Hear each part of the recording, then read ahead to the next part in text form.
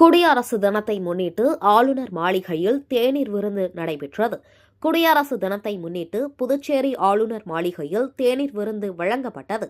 துணைநிலை ஆளுநர் கைலாசநாதன் தலைமையில் நடைபெற்ற இந்த நிகழ்ச்சியில் முதலமைச்சர் ரங்கசாமி, சபாநாயகர் செல்வம், துணை சபாநாயகர் ராஜவேலு, சட்டமன்ற உறுப்பினர்கள் கல்யாணசுந்தரம், லட்சுமிகாந்தன், பாஸ்கர், ராஜசேகர், பாஜக தலைவர் ராமலிங்கம், அதிமுக மாநில செயலாளர் அன்பழகன் மற்றும் அரசு உயர் அதிகாரிகள் கலந்து கொண்டனர்.